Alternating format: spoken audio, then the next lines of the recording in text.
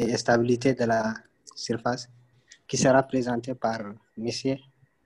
Kiswen Sida Lishan Tonde. Il est l'un des nôtres.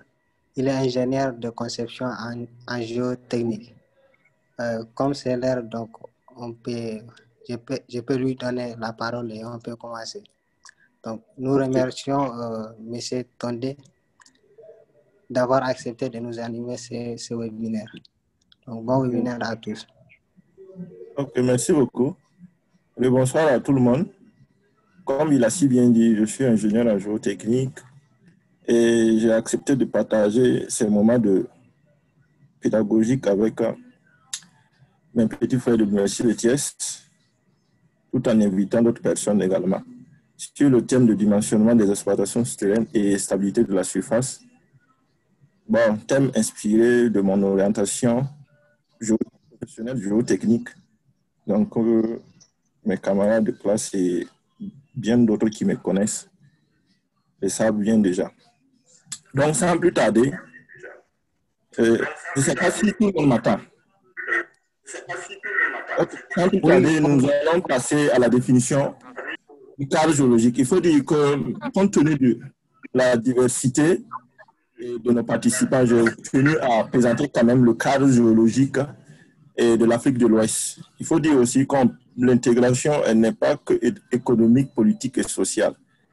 Elle est aussi naturelle de par la géologie qui se définit par ce claton qui est le claton ouest africain proposé par un des auteurs dont le nom suit. Donc, ce claton nous semble afficher une certaine uniformité dans l'ensemble. Donc, même s'il existe des différences dans la partie septentrionale et méridionale. Donc, on a des retombées d'ordre lithologique que vous pouvez même constater et géochronologiques dues aux orogénèses. Donc, les orogénèses, ce sont des événements qui se sont produits durant 3 giga déjà. Donc, sont tels que les témoins, ce sont des témoins du cycle libérien, donc archien, que vous pouvez constater par le truc, la légende qui est là. Ensuite, il faut dire que ces parties archiennes occupent et globalement la partie occidentale du claton et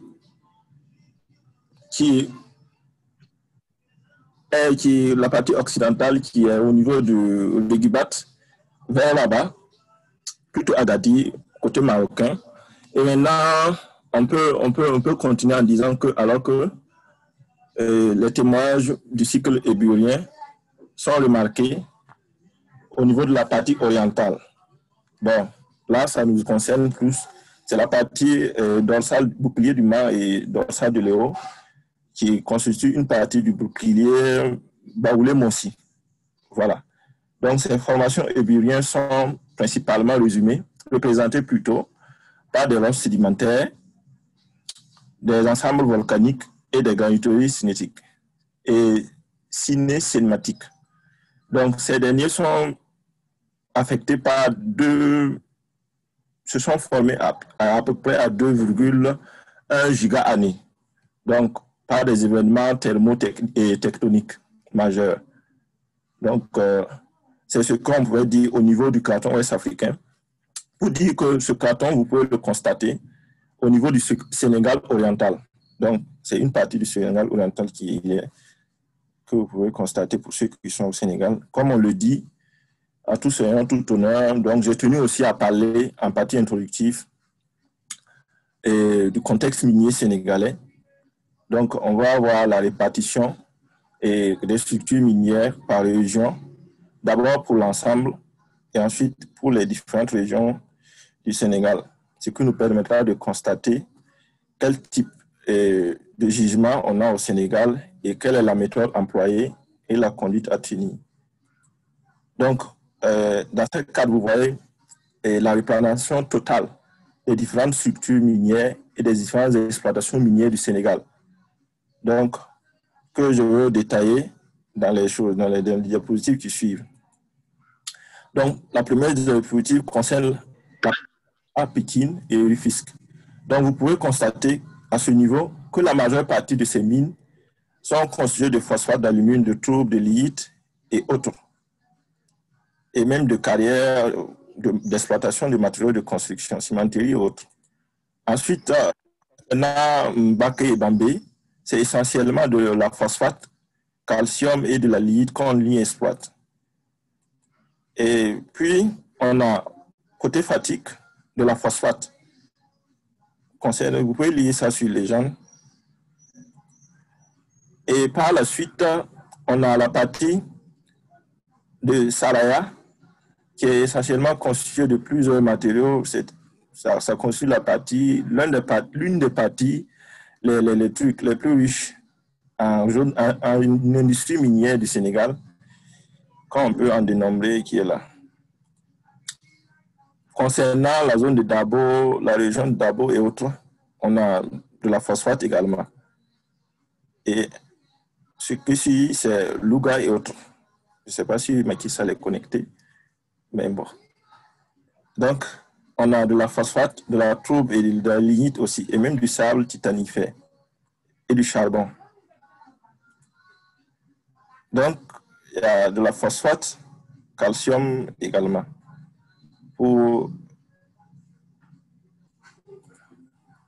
Maintenant, à ce niveau, on remarque uniquement de la phosphate pour la région de Marsassoum. Donc, côté Saint-Louis, on a essentiellement de la phosphate et de la lignite que l'on peut avoir de ce côté-là. Tambacounda nous donne de l'or, du fer et de l'argile céramique et des matériaux de construction également. Maintenant, concernant la partie de Mbour, Thiès, coucou à ceux qui sont à Thiès, on a également une importante structure minière, présence minière là-bas, constituée essentiellement de phosphate et de calcium, phosphate d'aluminium, phosphate de trouble, de la lignite, d'atalpugite et de l'argile céramique, des matériaux de construction également. Et pour finir, on a côté Ziguinchor, la dernière région, la phosphate de calcium et puis la trouble et de la lignite. Donc, vous pourrez remarquer à ce niveau que la majeure partie de l'exploitation minière se fait sur des gisements sédimentaires. Donc, nous avons tenu à vous présenter les critères de choix des méthodes d'exploitation et de ces mines que l'on peut utiliser soit par la géologie et par les trucs et les conditions climatiques, hydrogéologiques et autres. Maintenant, je pense que là je l'ai caché quelque part.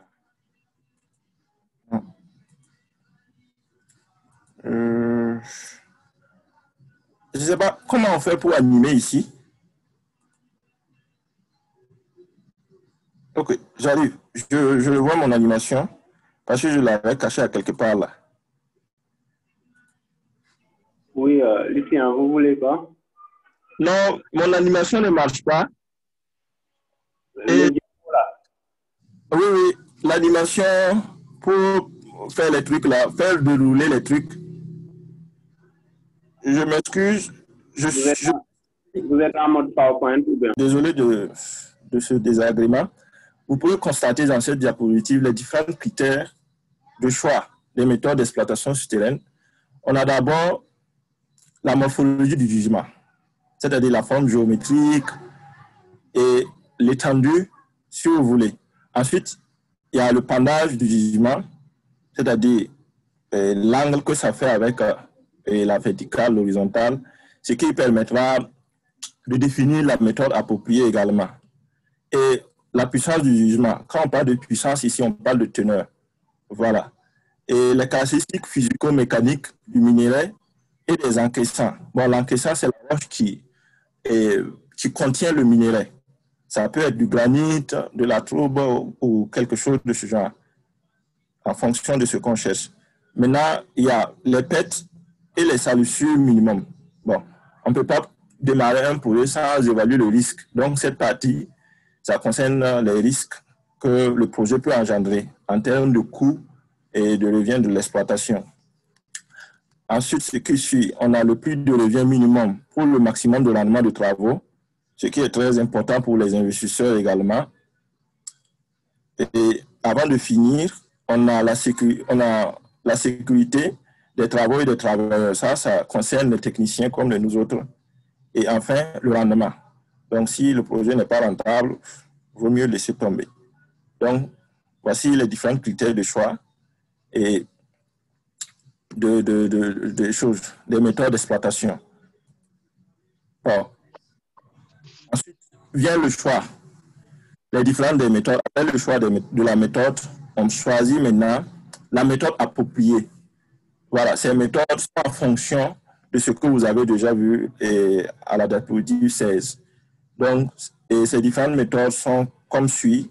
Il y a la méthode chambre et pliée, la méthode longue taille ou de longue paroi, si vous voulez, la méthode de traçage ou de dépilage, la méthode de foudroyage des blocs, la méthode par tranchée emblayée. Voilà.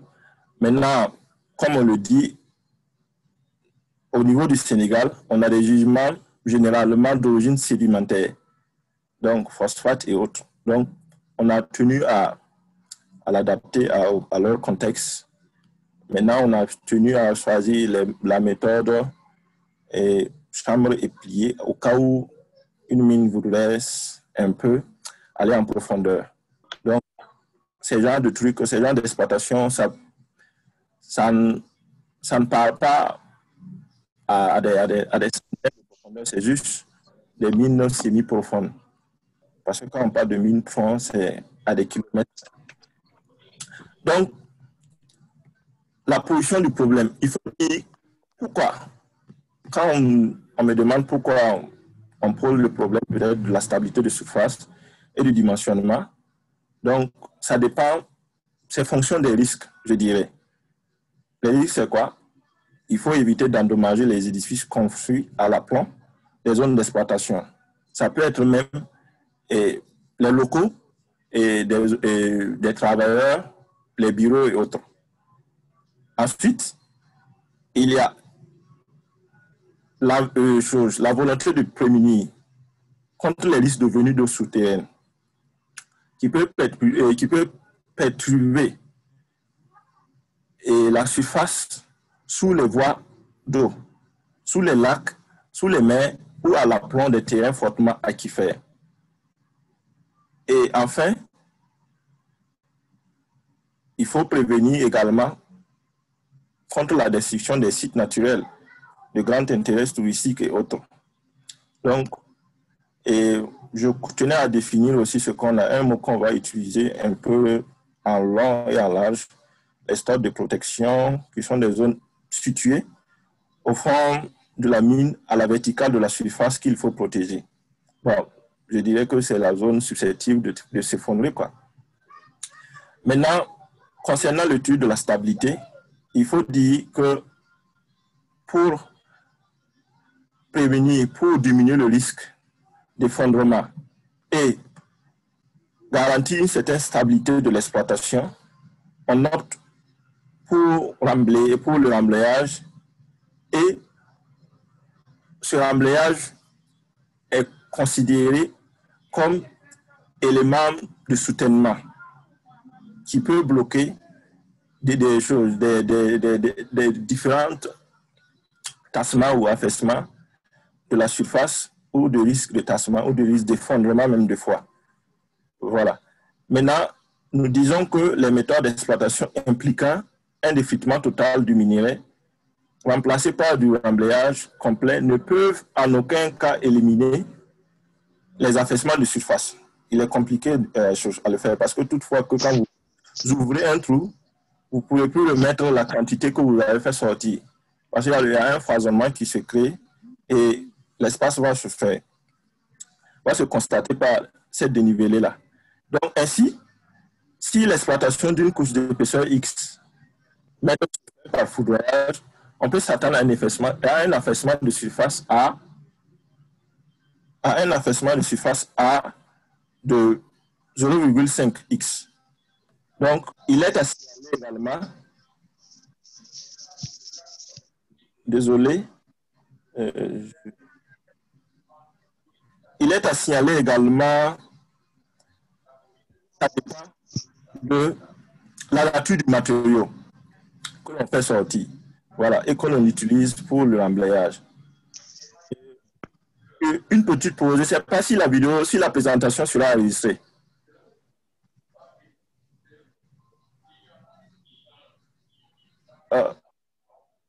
Allô? Oui, Modou, j'aimerais que tu ailles sur la présentation. C'est pour un collègue qui aimerait l'avoir. Donc, ensuite, si le minerai exploité, je disais, je parlais de la nature du minerai. Si le minerai exploité est remplacé par du remblayage, on fait de matériaux de tout vénin, c'est-à-dire sans tri de diamètre et autres. Et l'affaissement sera compris entre 0,2x et 0,35x. Ensuite, si le minerai est remplacé par du sable, le matériau de remblayage est constitué de sable débarrassé, des ultra fins, c'est-à-dire moins de 50 microns, par cyclonnage, mise en place hydrauliquement et drainé de façon permanente pendant la durée de mise en place et de tassement du remblai. On peut s'attendre à un affaissement de 0,1 allant de 0,1 à 0,2x. Donc, ces données sont valables pour des mines dont la profondeur ne dépasse pas 400 mètres. Après ça, il y a d'autres méthodes qui sont plus adaptées pour cela. Donc, en remarque, je dis qu'on voit donc que le remblayage tel qu'il soit ne peut procurer la solution parfaite. Ça, on en est sûr. Et c'est ce qu'on essaie, les géotechniciens, de minimiser au maximum en apportant d'autres matériaux ou en mettant en œuvre d'autres matériaux composés de liens et de ça. Donc, on parle de remblayage cimenté ou avec de mélange de matériaux moins tassants et de meilleure qualité mécaniquement. Donc, le remblayage classique ne peut que diminuer notamment l'intensité des mouvements. C'est ce que je viens de l'expliquer.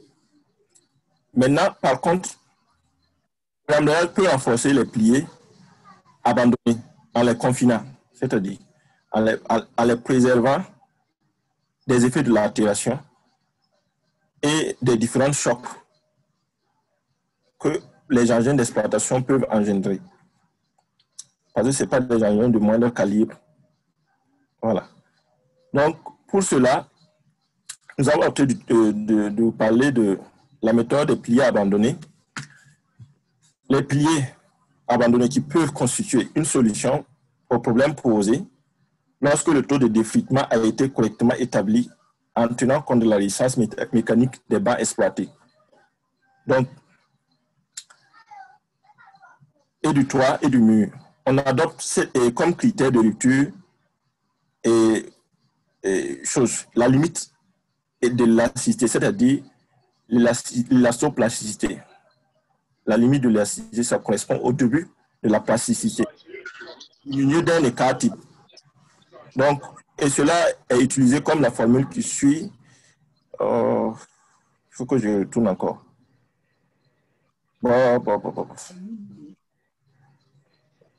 Désolé.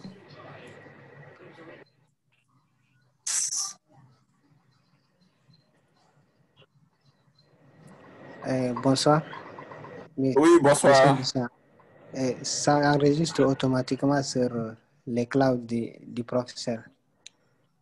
Ok. Donc, après, on vous enverra les liens de la vidéo. Ok, merci beaucoup. Donc, si vous n'enregistrez pas aussi, ça ne fait rien. Merci beaucoup. Je m'excuse, j'avais fait une animation ici également. et pour reprendre le fichier et puis venir. Ok, Voilà. ok. Mais ça ne l'a pas pris. J'arrive. Oh.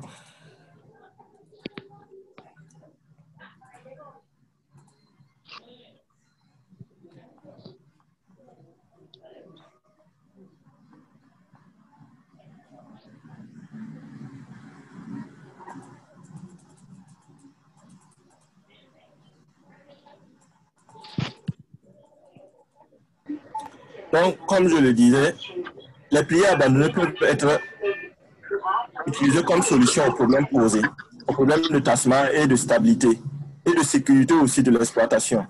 Donc, pour dimensionner ces pliés, on utilise la formule comme suit.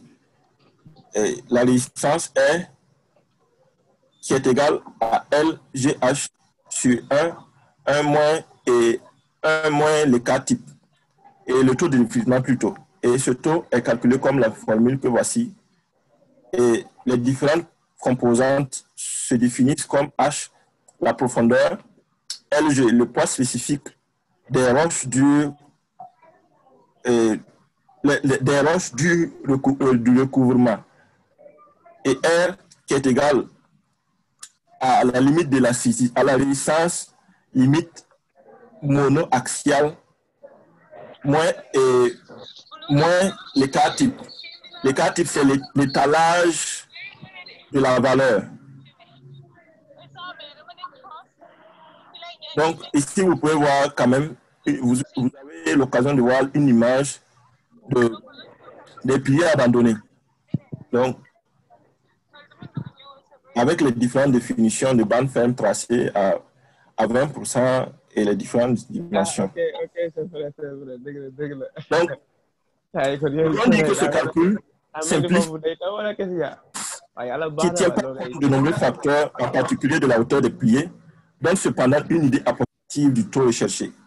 On voit de toute manière que très rapidement, en fonction de la profondeur, on ne peut plus obtenir le taux de défritement satisfaisant. Donc, la formule simplifiée est de moins en moins valable au fur et à mesure que les pliés deviennent moins élancés. Maintenant, l'indétermination, c'est que nous voulons calculer l'édifice pour une durée illimitée. Parce que quoi qu'on le dise, même si la durée de vie de la mine est de 10 ans, on ne pourra jamais finir d'exploiter tout le minerai qui est dedans. Donc, on choisit un pourcentage qu'on atteint et après, quand l'exploitation n'est plus rentable, bon, on dit que la mine a atteint sa durée de vie. Donc, cela pose le problème. Ce problème se pose parce que certaines roches peuvent subir des altérations au cours de l'évolution de l'exploitation. Donc, et ces altérations peuvent provoquer des instabilités, des pliés qui constituent nos soutènements ici. Donc, pour pallier à ce problème, il y a ce qu'on appelle, on a développé il y a une méthode qui a été développée et proposée par certains chercheurs, dont vous les verrez en partie bibliographique, qui consiste à considérer ce qu'on appelle des îlots classiques et îlots réduits pour assurer le maximum de stabilité de l'exploitation. Donc, on dit que dans les mines où les résistances de roche, où la résistance de roche est faible, ou dans celles où la présence de marne peut entraîner des altérations en fonction du temps, on a pensé depuis plus de 70 ans à placer les pliés abandonnés par la méthode des îlots. Bon, îlot, c'est la bande de terre ferme que vous voici et que vous pouvez regarder en image. Maintenant, celle-ci consiste à exploiter complètement par fouillage des bandes de largeur limitée à L. À l'aplomb de cette zone exploitée et foudroyée, on obtient la formation d'une cloche de roche foudroyée et fracturée.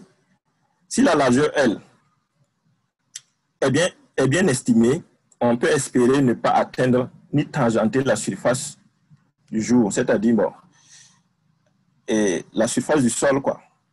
avec le sommet de la cloche.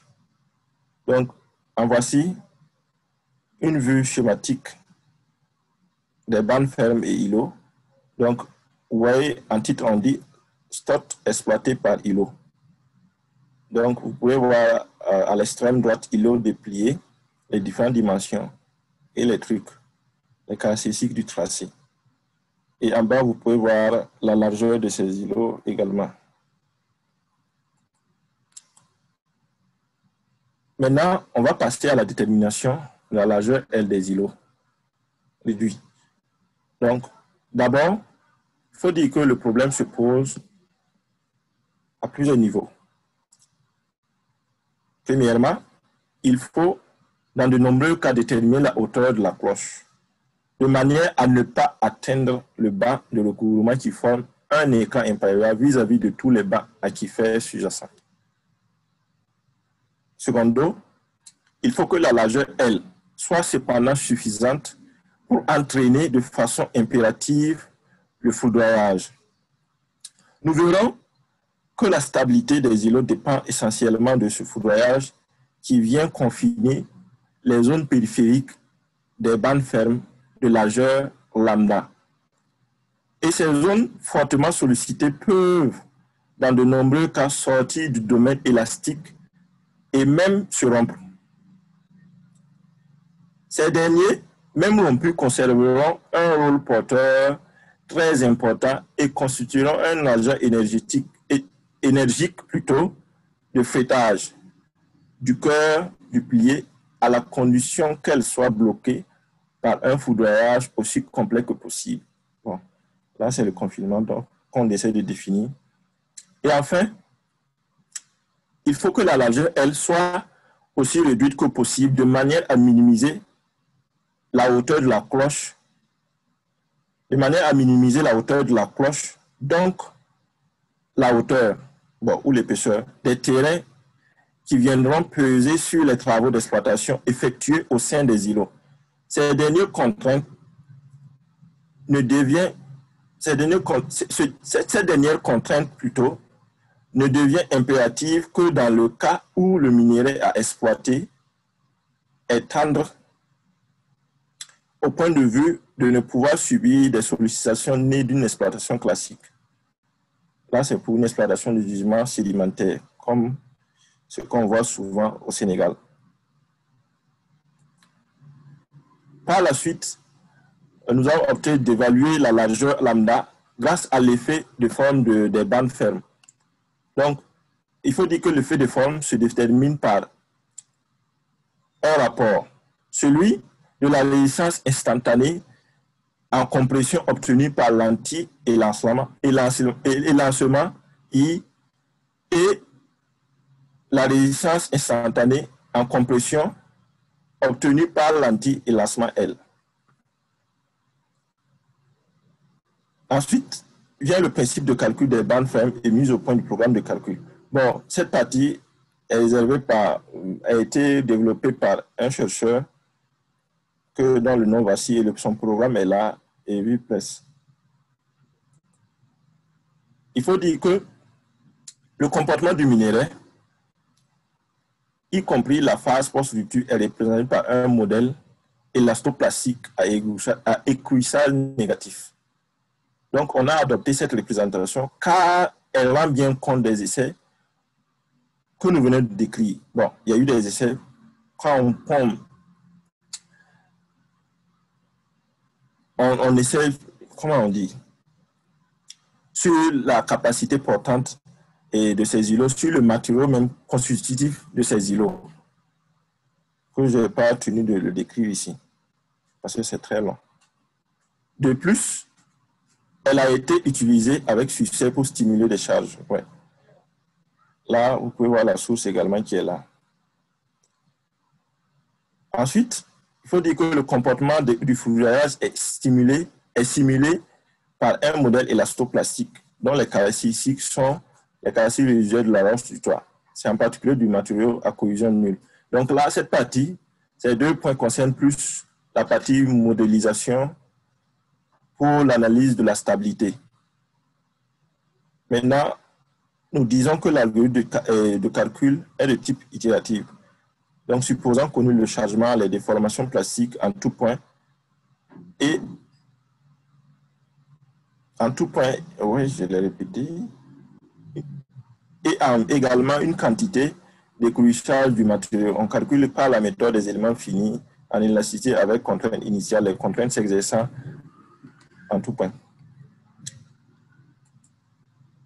Et enfin, on dit que si les contraintes ne violent pas le caractère de plasticité, on ne modifie ni la déformation plastique, ni la variable d'écrouissage dans tous les points où il en est autrement. La relation de l'élastoplasticité permet de définir de nouvelles déformations plastiques et une nouvelle variable d'écrouissage.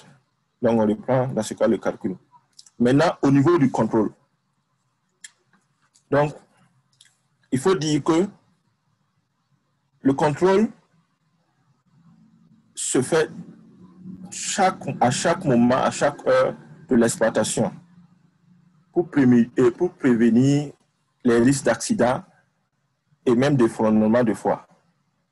Et nous disons à ce point que le critère de stabilité parfaite revient à admettre que les zones rompues ou plastifiées en périphérie des bandes fermes ne viennent pas se rejoindre au cœur de celle-ci. En d'autres termes, il faut qu'il existe toujours dans la zone centrale des bandes fermes une sollicitation en compression verticale et horizontale qui se met en place ou s'accroît en intensité, puis se maintient en permanence après l'exploitation des deux îlots situés de part et d'autre des bandes fermes. Et le contrôle que nous préconisons ici consiste à mettre en place des mesureurs, c'est-à-dire des capteurs, des tensiomètres, pour repérer du tout mouvement ou tout déplacement sur ces éléments porteurs-là. Voilà. Ensuite, d'autre part, il faut dire qu'il faut un relevé systématique des fractures du toit dans chaque tranche ou dans chaque zone d'exploitation. Donc, ces informations permettront de calculer le volume et le poids de bloc éventuellement à soutenir. Donc, uniquement à partir de considérations géométriques, de projections géographiques et autres, et en supposant une collision nulle de fracture pour chaque zone de la mine. C'est ce qu'on a dit précédemment. Maintenant, nous voilà au terme de notre présentation et ce qui nous conduit à souligner qu'un des points importants sur lesquels nous n'avons pas assisté et insisté dans le texte grâce aux îlots, c'est nous avons diminué la pression, amélioré les rendements, nous pouvons diminuer la pression, améliorer les rendements et les conditions de travail, éliminer une grande partie des eaux venant. Bon, différentes techniques faisant appel au savoir-faire du mineur et à la science du mécanicien des roches ont été à l'occasion de cette recherche mobilisées simultanément, in situ, pour essayer en vraie grandeur de nouvelles structures minières en partant des données empiriques nées de l'expérience, en particulier de l'expérience des îlots classiques. In situ, pour mesurer les affaissements de surface, les déformations des bandes fermes, les hauteurs de cloches observées, ou en laboratoire pour comprendre, puis modéliser le comportement des matériaux sollicités au sein de cette nouvelle structure, afin de pouvoir calculer les éléments. Et sur ce, je vous remercie pour votre aimable attention. Vous pouvez trouver tout ce que vous avez vu dans le document que j'ai exporté, dont les références et les auteurs sont dans votre écran, sur votre écran plutôt. Voilà, merci. Okay.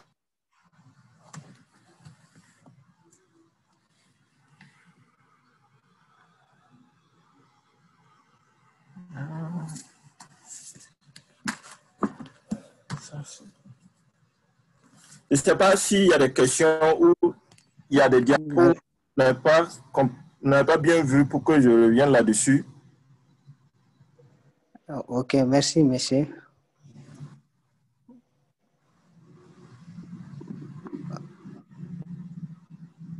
Merci, monsieur, pour cette belle animation. Maintenant, s'il y a des participants qui ont des questions, ils peuvent poser.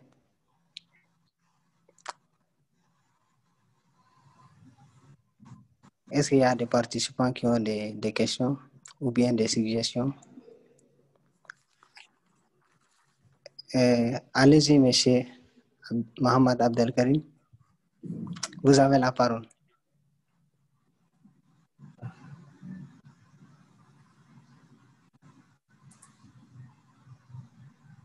Alors oui, bonjour. Et bonjour. Monsieur Lucien, comment va? Ouais, je vais bien chez toi. Oui, ça fait longtemps là. Ouais, effectivement. Oui, ça fait longtemps, oui. Les affaires. Bon, belle présentation. Presque, on a eu un bref résumé des types de soutènement fait comme vous l'avez dit, pour des terrains de majeure partie sédimentaires.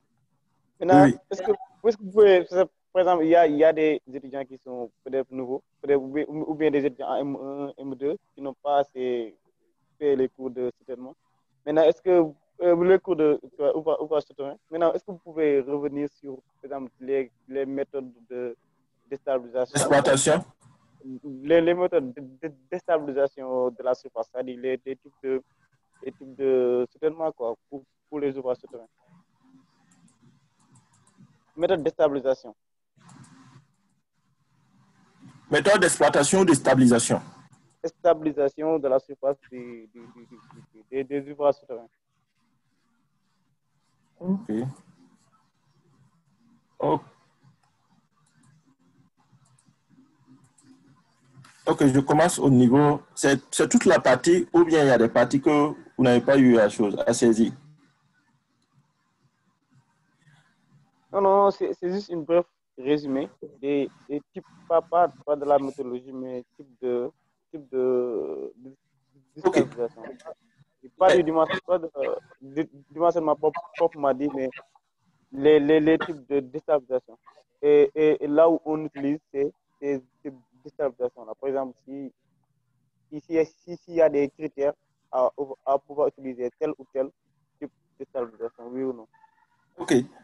Concernant les différents moyens de stabilisation des structures souterraines, il faut dire d'abord que le choix du système de stabilisation dépend de la qualité du rocher, de la logis de la roche que vous avez en face. Donc, si vous êtes en présence de terrain sédimentaire ou une exploitation à de gisement sédimentaire, le plus souvent, c'est la rentabilité qui pousse le promoteur à aller en profondeur. Maintenant, sinon, des fois, c'est des milles à ciel ouvert. Sinon, maintenant, si on décide de partir en profondeur, si la roche est faiblement mécanique, c'est-à-dire sa résistance en mécanique, en compression, est très faible, là, plusieurs méthodes sont préconisées. Là, vous pouvez utiliser soit des cintres pour étayer, espacer avec des espacements assez réduits. Parce que la moindre espace assez plus grand peut créer des venues de matériaux. Et en ce moment, le matériau est friable. Parce que vous l'avez quand même désorganisé géologiquement. Ensuite, il y a ce qu'on appelle les grillages et autres. Tout cela se calcule avec les caractéristiques intrinsèques du matériau. Et même ce qu'on appelle le revêtement. Le revêtement, c'est souvent avec du béton, quand on projette du béton projeté, qui peut être fibré ou non, en fonction de la sollicitation qu'on choisit de fibrer ou pas. Voilà. Maintenant, ça c'est pour maintenir la stabilité. Maintenant, si le rocher est de bonne qualité, le boulonnage sera préconisé parce qu'il ne s'agit pas de mettre un boulon sur de la roche dont la force d'ancrage du boulon même est supérieure à la résistance du rocher. Ça ne va pas tenir face à un effort de truc. Donc, ces méthodes-là sont un peu définies par ça et le creusement aussi, si le creusement est fait par un tunnelier, il y a la pose aussi du bouclier qui peut se faire. Donc, ça se fait immédiatement ou instantané. Parce qu'à chaque fois que le tunnelier bouge, il laisse un soutènement avant de continuer. Voilà. Mais là, c'est souvent au niveau des tunnels routiers, là où on a besoin vraiment d'aller un peu plus vite. Sinon, pour des trucs d'exploitation, si le terrain n'est pas assez de trucs, on ne peut pas. Si l'exploitation, la manière, le coût de soutènement de la stabilité va avoisiner le coût de l'exploitation, on préfère aller à mine à ciel ouvert, quoi. Donc, c'est un peu à long et à large que j'ai essayé de répondre à la question. Je ne sais pas si vous trouvez des éléments de réponse dans ce que j'ai eu à dire.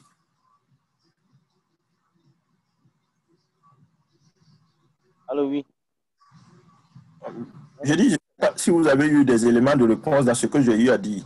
Ah oui, plus ou moins. Parce que comme vous l'avez dit, c'est pour les ouvrages à ciel ouvert. Là-bas, peut-être, c'est pas assez clair, mais c'est pas grave. Maintenant, pour les ouvrages comment dire, en profondeur, là-bas, c'est bon. Ça c'est bien répondu, c'est bien compris. Ok, merci beaucoup. Merci.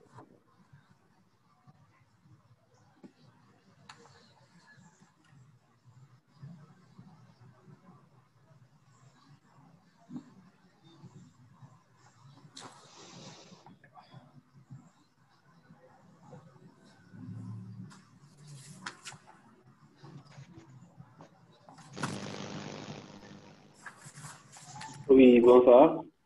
Oui, Mohamed, bonsoir. vous pouvez y aller, oui. Voilà, merci beaucoup pour la parole. Tout Ok. d'abord, je tiens à remercier le cher formateur Lucien et aussi les organisateurs pour cette belle formation. Alors, Merci beaucoup. j'ai une question par rapport au principe de calcul des bandes de fer.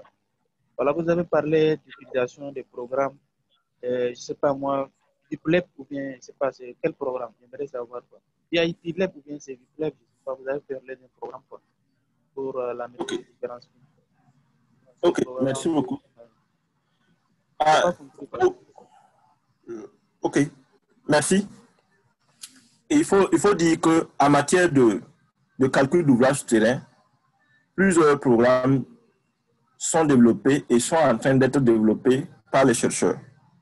Bon, de ce qui existe déjà, ce que je connais, je sais qu'il y en a FLAC 3D, il y a UDEC, il y a 3DEC, donc qui permet de modéliser. Et même il y a Plaxis. Il y a Plaxis qui permet de modéliser l'ouvrage souterrain ou bien la mine souterraine pour d'éventuelles analyses. Mais à côté de ça, il faut dire qu'en tant qu'ingénieur, géotechnicien ou minier, il ne faut pas trop se fier aux programmes développés par d'autres chercheurs parce qu'ils ont développé dans d'autres conditions qui ne s'appliquent pas à chaque mine. Parce qu'il faut partir du fait que chaque mine est spécifique et les contraintes observées varient d'une zone zoologique à l'autre. Donc, de ce fait, il faut essayer de comprendre l'esprit du programme et essayer de développer nos propres méthodes de calcul pour pouvoir même porter un regard critique sur ce que le programme nous propose. Voilà, parce qu'au niveau de ces logiciels, si on n'a pas certaines caractéristiques, ça devient un peu compliqué. On ne peut pas extrapoler à partir du moment où il y a la vie de plusieurs centaines de personnes qui sont en jeu. Et même on risque de détruire un environnement pour des centaines d'années et même des siècles. Donc, le programme que j'ai mis là, il y en a bien d'autres qui existent à téléchargement payant, dont la version d'évaluation même est souvent payante aussi, comme FLAC et autres.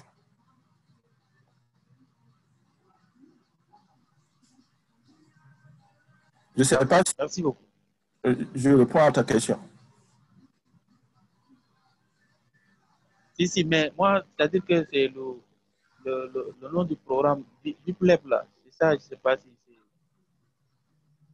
c'est... Et c'est UDEC, 3DEC, FLAC 3D, et il y a un quatrième que j'ai oublié, et même Plaxis. Plaxis permet de le faire en 2D, c'est vrai, mais il y a Plaxis 3D aussi qui existe.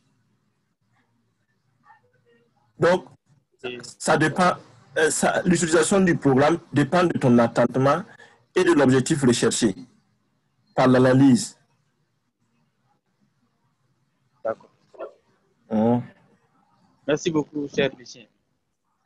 Oh, je t'en prie.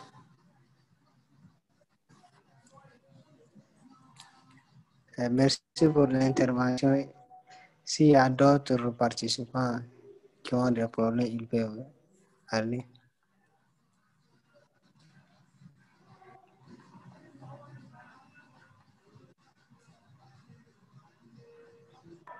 Oui, bonsoir. Oui, bonsoir. Bonsoir. J'ai une contribution. Je ne sais pas la question. C'est-à-dire, partant toujours sur la stabilité, comme l'a suggéré Mohamed Habib Gueye. OK. Parce que c'est toujours une question qui n'est pas tout à fait claire dans ma tête, surtout dans le cas des mines souterraines. Et je me dis aussi, sur ces mines-là, vous utilisez certainement des techniques d'abattage pour pouvoir progresser. Si. Et oui. Ces phénomènes aussi ont fait que ça génère beaucoup de vibrations qui peuvent aussi participer à la... Pardon. Je m'excuse. Oui. Voilà, des vibrations qui peuvent participer à la déstabilisation. Voilà, comment tenir compte de tous ces phénomènes. Sinon aussi, toujours sur les techniques de minage là. OK. Et je demande s'il existe aussi des logiciels qui vont nous permettre de pouvoir faire des simulations. Oui. Voilà, parce que parmi les programmes que vous venez de citer tout à l'heure, à savoir par exemple comme Plaxis, peut-être de ce que je connais, c'est un logiciel qui permet de faire des calculs de stabilité. Certainement, peut-être, il y a d'autres rubriques. OK. Mais parallèlement, je demande par rapport au minage s'il y a des logiciels qui permettent de simuler les tirs de mine avant de passer. Voilà. Je ne sais pas si vous me comprenez. Oui, je dirais que il y a, pour répondre, merci pour ta question. Je dirais que le minage, ou plutôt l'excavation en milieu souterrain, est beaucoup plus délicat. Parce que il faut choisir d'abord le type d'explosif qu'on doit utiliser. Et ce type d'explosif, la puissance de l'explosif, qu'on le définit par ça, est en fonction de la roche à foudroyer. Donc, en choisissant la puissance de l'explosif, et on définit ce qu'on appelle le maillage du fond de taille. Le fond de taille, c'est la partie à exploser, à abattre, si vous voulez. Et à travers ça, on va faire ce qu'on appelle le paramétrage, le calcul des paramètres de tir.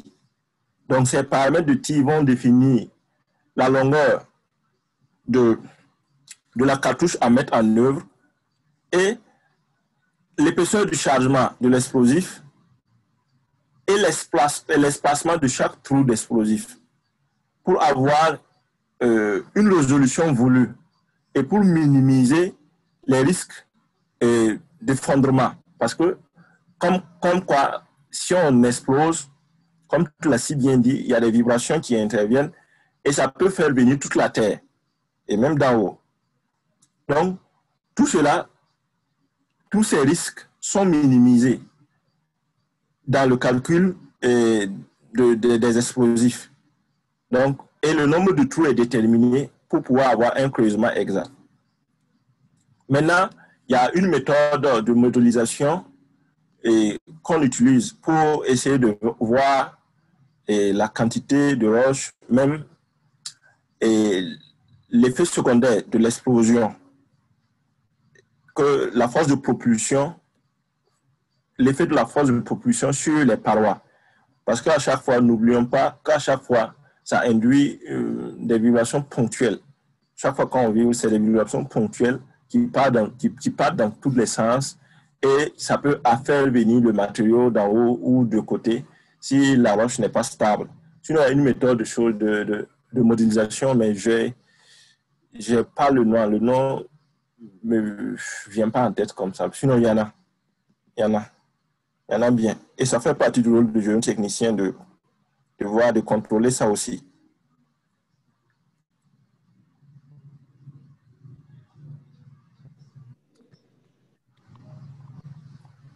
Allô? Je ne sais pas si je réponds à ta question, monsieur Sarr. Oui, voilà, vous avez pratiquement répondu une bonne partie, mais toujours sur le calcul du paramétrage des minages, il y a toujours aussi l'aspect de la production attendue, c'est-à-dire la granulométrie, je ne sais pas, blocométrie. Okay. Ça aussi, ça peut rentrer. Et quand on doit faire le minage, c'est-à-dire à savoir s'il y a des cavités là où vous devez implanter le plan de tir ou bien s'il y a des failles, ça aussi, okay, par rapport voilà, aux explosifs à utiliser, quelles sont les précautions à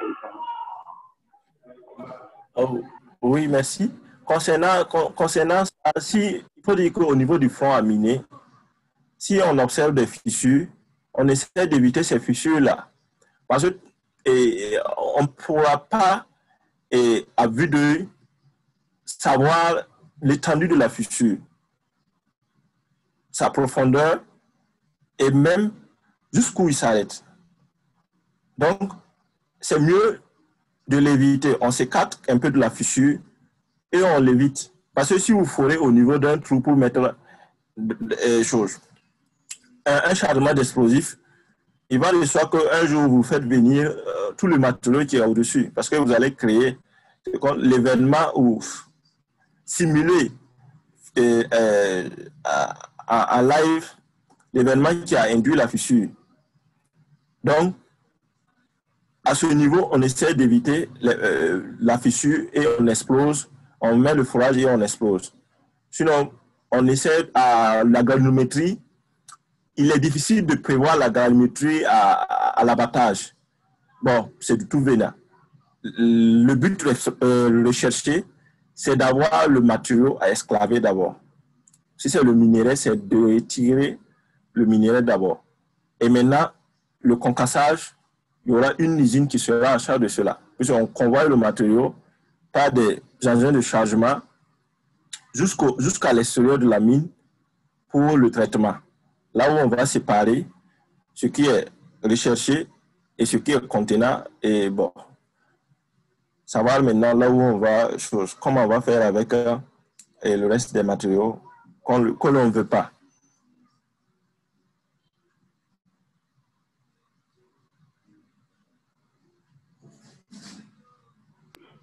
Ok, merci beaucoup. J'espère que c'était pratiquement ça parce que quand je parlais de granulométrie, peut-être étant géotechnicien, pour automatiquement se renvoyer à ce qu'on connaît la doctrine. Mais par exemple, cette granulométrie-là, je faisais allusion. Par exemple, vous pouvez avoir une commande d'enrochement, les gros blocs là. Donc, quand vous implantez votre plan de tir, c'est à fonction de la production que vous voulez fournir. Mais aussi, il y a un souci sur la production de ces blocs. Donc, si ça doit passer au primaire, donc il faut éviter le bourrage de la première installation. Et ça aussi, ça joue sur la blocométrie à fournir. Et tout ça aussi va dépendre certainement du type de tir qu'on va effectuer. Maintenant, bon, sur ton intervention, j'ai remarqué une nuance. Il ne faut pas, en mine, on s'intéresse vraiment à avoir du matériau fin si vraiment l'explosion peut nous le permettre. C'est pour ça qu'on calcule les paramètres de tir. Mais quand tu parles de blocs de granulométrie commandée et autres, là, c'est comme si on était en carrière. En carrière, là, c'est peut-être en ciel ouvert.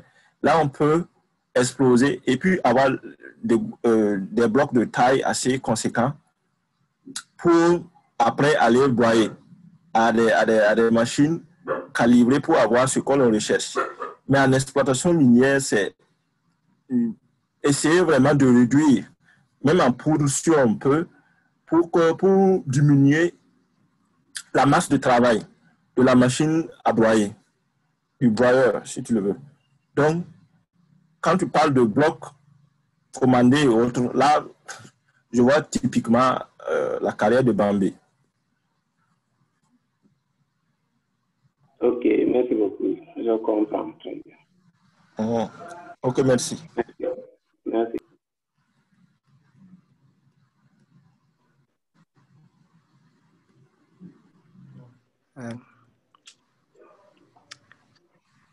Merci, monsieur Moudou. S'il y a d'autres personnes qui veulent poser des questions, vous pouvez y aller.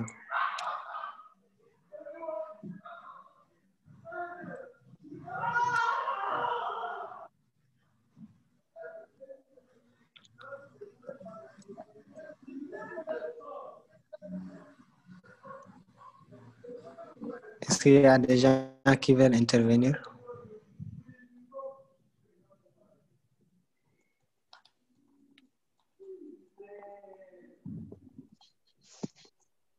Bonsoir. Oui, bonsoir. Oui, bonsoir. Bonsoir, monsieur. Voilà, merci le club géotechnique. Donc, je remercie tout le monde et félicite aussi le présentateur du jour. Moi, c'est Abdoulaye Sissé. En fait, j'avais une question pour le présentateur. Okay. Donc, en écoutant tout à l'heure la présentation, j'ai dû entendre donc la méthode de dimensionnement dépendait de la géologie donc du site. Si. Je voudrais savoir maintenant pour ce qui est du craton ouest africain, quelle est la méthode la mieux adaptée donc à l'exploitation des mines souterraines? Oh, ok. Merci beaucoup pour la question. Et je tiens à spécifier que la méthode varie, ça c'est vrai. Mais sur le craton, ça veut dire qu'il y a des zones là où on n'a pas besoin d'aller en profondeur, là où la qualité du rocheux ou bien du l'encaissant ne nous permet pas d'aller en profondeur. Il y a plusieurs méthodes qui sont préconisées. Le plus souvent, pour les structures minières dont je parle, c'est à ciel ouvert et rarement en profondeur. Parce que quand c'est en profondeur, c'est plus rigoureux, c'est plus dur et ça nécessite beaucoup de moyens. Par exemple, à notre niveau, au Burkina Faso, on ne dépasse pas 5 mines à chose, à souterraine. Bon, alors qu'on compte une dizaine. Sur 5, ça ne vaut même pas, peut-être même un demi-pourcentage, la moitié de ça. Donc, c'est pour dire que quand les investisseurs détectent la présence de jugement et en fonction de ce que ça va apporter, la méthode la plus convoitée par tout investisseur, c'est la méthode la plus facile à adopter. C'est-à-dire à ciel ouvert. Même si ça représente, ça a beaucoup d'impact aussi environnemental. Mais la méthode souterraine la plus utilisée à notre niveau que j'ai eu à toucher du doigt, c'est la méthode à longue taille. Là, on crée des longues parois, là où on part chercher le minerai. Et là, c'est le panache du minerai qui nous l'impose. Parce que le minerai, il a une orientation sub-verticale. Et on ne peut qu'aller le chercher avec des méthodes à sous-niveau. À sous-niveau à longue paroi, c'est-à-dire on croise le minerai, on creuse en bas et puis on expose en haut. Ça s'écoule par gravité et on ramasse et on revient en remblai et on cherche autre endroit encore de forte teneur et on rentre encore, on expose et puis on sort. Là, c'est à des résistances assez grandes du rocher et à des orientations verticales qui peuvent même conduire et la profondeur d'exploitation à des kilomètres, 2, 3 kilomètres, même 2 fois 5. Donc, c'est un peu, il n'y a pas de méthode appropriée pour dire que sur par exemple, le bassin de Taoudeni, il y a ça qu'il faut appliquer, non? Parce que ce qu'on voit, ce n'est pas ce qui se trouve en profondeur. Donc, et ça dénote tout ce qu'il y a comme incertitude géologique autour de ça. Voilà. C'est un peu ça. Donc, on ne peut pas choisir de méthode, dire que, par exemple, il faut aller par telle méthode. Non. En fonction de la qualité du rocheux, on part. Sinon, il n'y a pas une certaine uniformité de la zone géologique comme ça.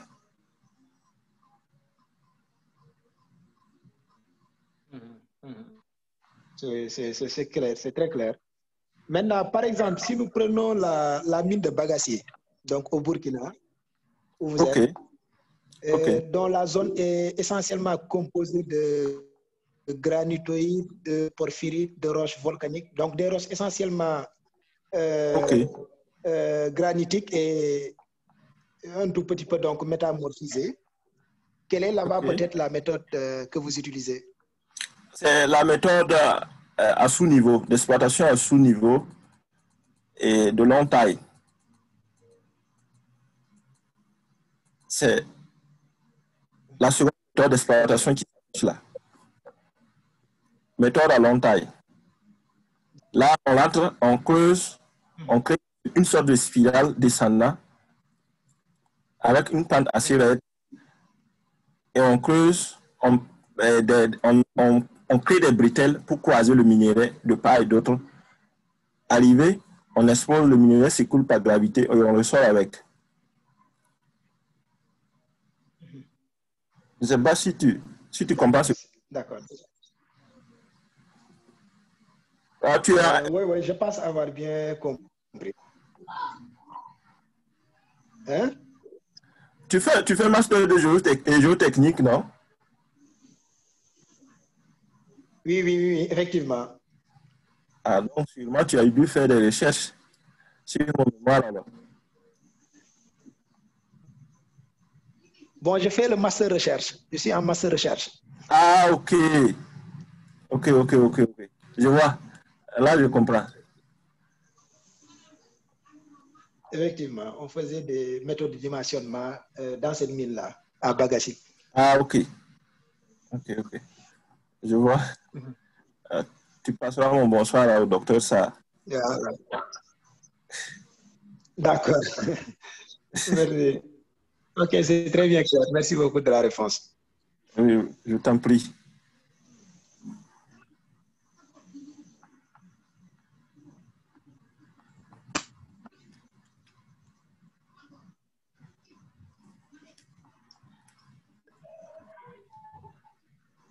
Oui, bonsoir encore. Elagina, est-ce qu'il a une question? Je lui vois allumer son micro défilé.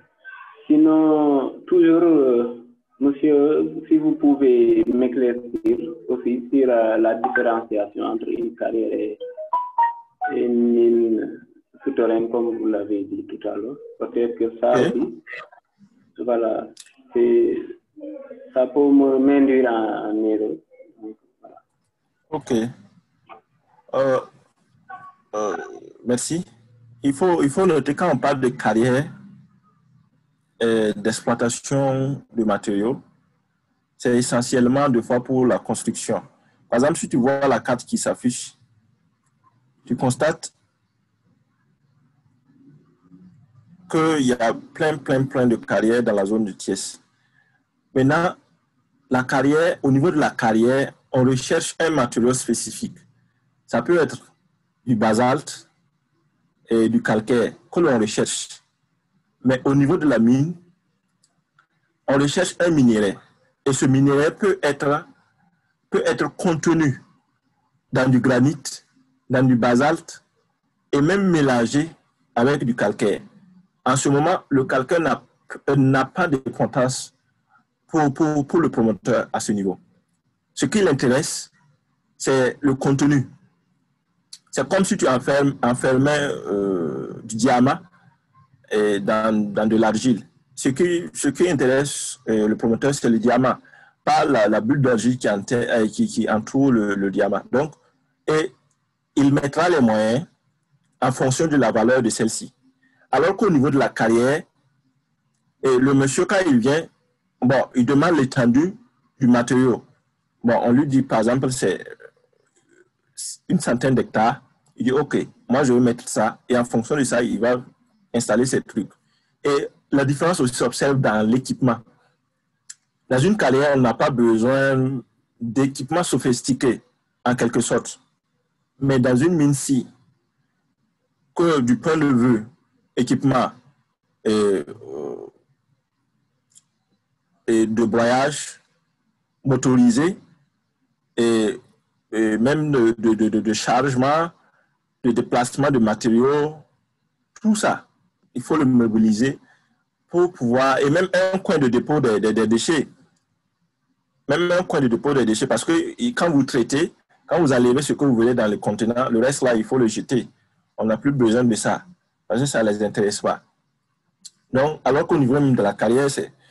Bon, le tout, on prend quoi? C'est...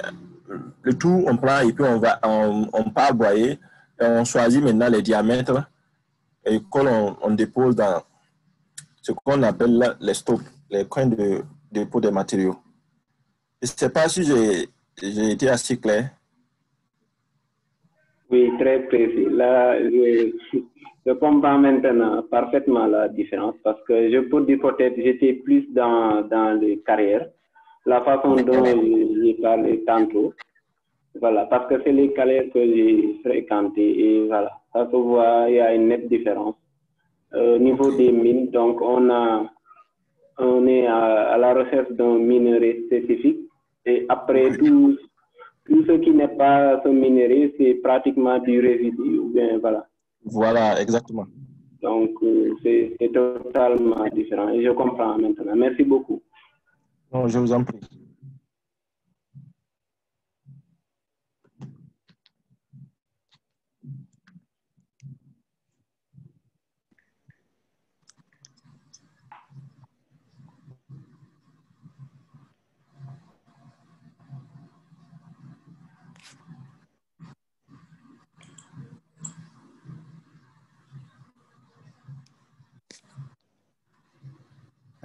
Bonsoir.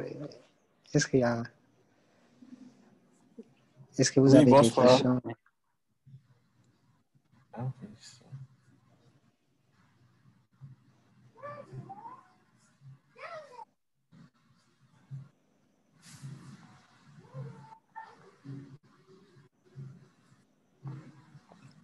Bon, si aucun participant ne veut pas intervenir, on ne peut pas vous retenir aussi, on va clôturer la séance. Est-ce que vous avez des questions, des suggestions? À mon niveau? Non, je demande aux participants. Ah, OK. Bon, dans les cas échéants, je vais inviter le président pour clôturer la séance.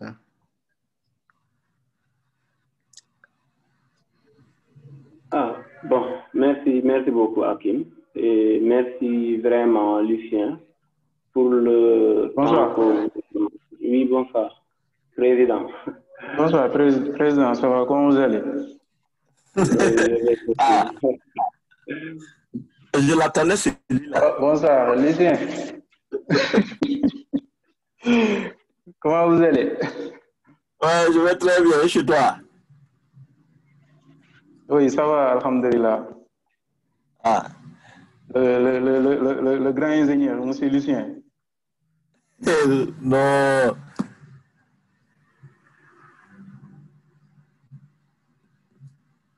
Allô? Oui, allô? Allô, bonsoir. Ouais, je suis à ton écoute.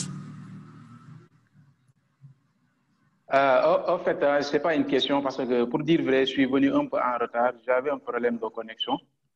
Ah, Du ok. coup, je n'ai pas totalement suivi la présentation. Je suis juste arrivé à la phase des questions au moment où Mohamed Abid est intervenu. Ok. Parce que je suis dans une zone où vraiment notre connexion ne passe pas. J'ai remis ciel et terre pour être là. Donc, c'est juste pour faire une petite contribution par rapport à la personne de Lucien, qui est toujours présent aux besoins. Donc, pour cela, on te félicite et on te remercie. Et tu étais là pendant la formation à vous animer des conférences, des ateliers d'échange et tout, et tu continues toujours à le faire. Donc, merci pour cela. Et merci aussi à l'ensemble des membres du groupe. Voilà, c'était juste ce que je voulais dire. En tout cas, aujourd'hui, j'ai eu des problèmes pour me connecter. Là, dans la zone où je suis avec la pluie, voilà, raison pour laquelle je suis venu en retard. Mais je vais me rattraper sur la vidéo, Inch'Allah. Je vous remercie. Ok, merci beaucoup. Je dirais qu'il faut arrêter d'habiter dans les zones pleines d'opposants. Il faut aller dans les zones là où les gens sont favorables au président. Ah, vous avez raison, hein, mais avec... Ok, merci beaucoup.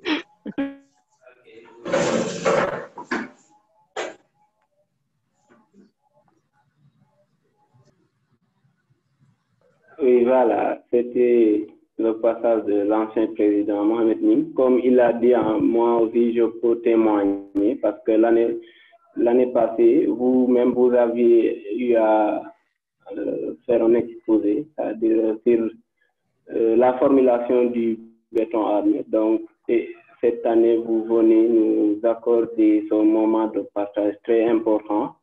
Donc, ce n'est rien d'autre qu'une confirmation de votre engagement vers le club géotechnique, mais aussi à vouloir faire un partage de retour d'expérience. Et nous vous en remercions très, très fortement. Et comme il a dit, pratiquement toute la journée, ça pleuvait. Et quand ça pleut, ça impacte vraiment notre réseau. Le réseau ici au Sénégal, voilà. Donc, même moi, tout à fait au début, j'avais des soucis de connexion. Ça a vraiment impacté sur la participation. Mais aussi, d'une part, le thème c'est tellement important et très intéressant, mais comme vous pouvez le remarquer, vous avez fait UFRSI. Peut-être si on n'est pas trop si on n'est pas en master recherche, on ne voit pas de façon spécifique les notions de mine. Peut-être on fait géologie de façon générale.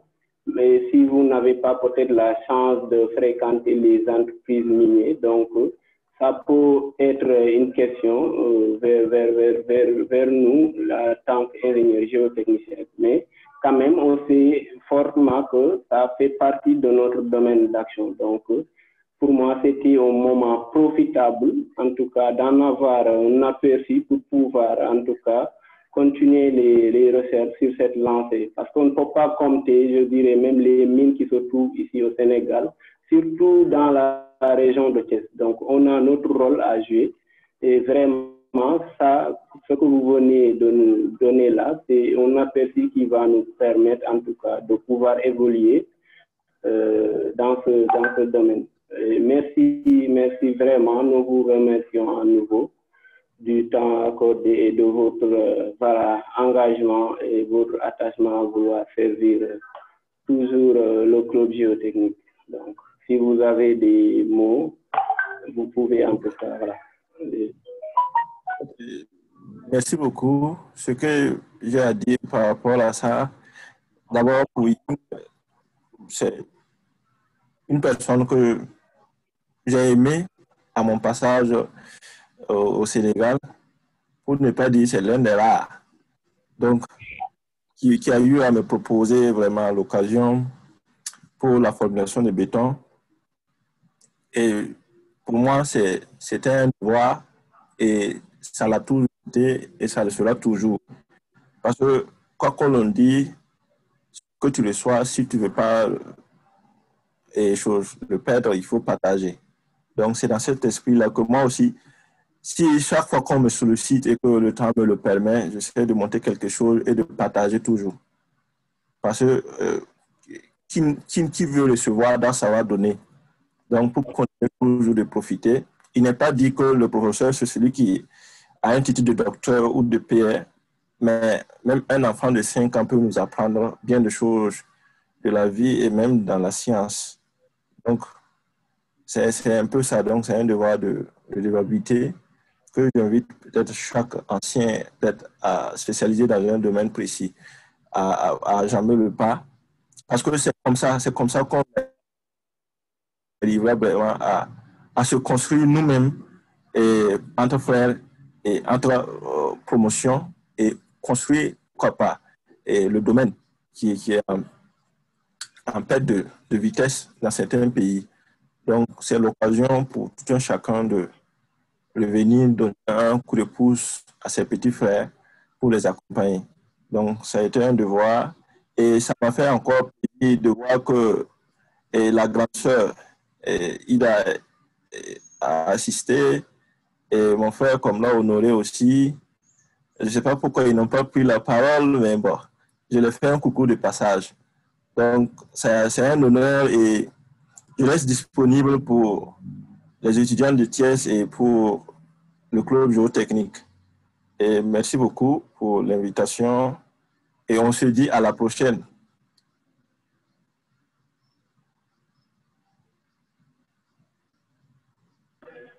Oui, merci beaucoup. C'est vraiment gentil. Et je précise, M. Sarr était là tantôt, il s'était connecté, le docteur Bétissar, je ne sais pas, peut-être il a une gens, mais vraiment nous vous remercions. Et l'ensemble des présentateurs qui ont eu à passer, depuis Mohamed Diop qui a initié voilà, ces webinaires-là, et nous vous faisons part de notre prochain thème voilà, qui sera animé par Mohamedou Abibé, certainement, probablement le samedi prochain, Inch'Allah. Peut-être, je pensais sur les ouvrages en terre armée.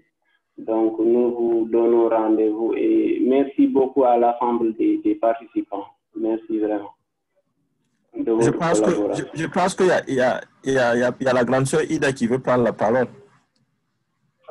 Oui, il peut y aller. Elle peut y aller dimanche.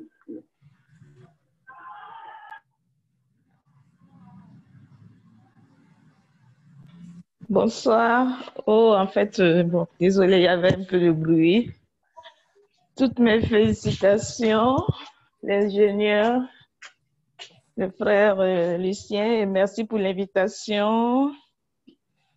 Honoré aussi qui m'a fait part de ça. Merci à tout le club géotechnique. Faites du bon travail. Comme il a si bien dit, on apprend toujours. Hein. Moi, j'ai appris. Hein. J'ai jamais fait les mines. On a appris de la théorie. C'était pas sur le terrain, mais avec cette présentation, je me suis sentie un peu sur le terrain. Donc, j'ai touché un peu du doigt quelque chose. Je ne suis pas trop géologue, j'ai touché aussi ça. Donc, voilà, je te dis vraiment merci pour cette présentation. Comme il a si bien dit, on est tous là pour apprendre et apporter notre contribution aussi. On ne finit jamais d'apprendre. Félicitations au club et que demeurer.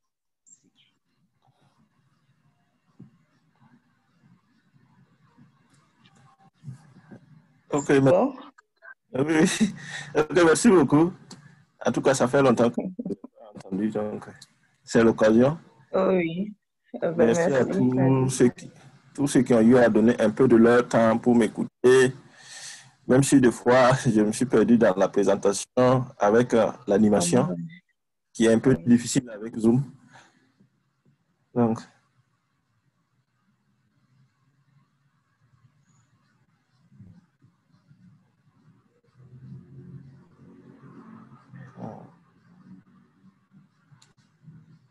ok. Donc, si c'est bon, s'il n'y a plus d'intervenants, C'est possible d'avoir la présentation? Oui, oui, c'est possible. Je vais le balancer dans le groupe géotechnique. Et du groupe géotechnique plutôt.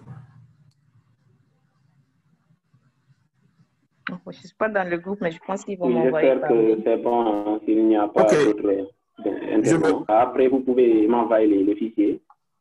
Voilà, je me réserve le plaisir de vous le faire par mail et après la Oui, présentation. oui, il n'y a pas de souci. Mm. Merci. Et on vous enverra l'enregistrement, le lien de l'enregistrement une fois que c'est disponible. Ok. Merci et merci à tout le monde. Merci à votre grande sœur. Voilà. Ouais. Merci.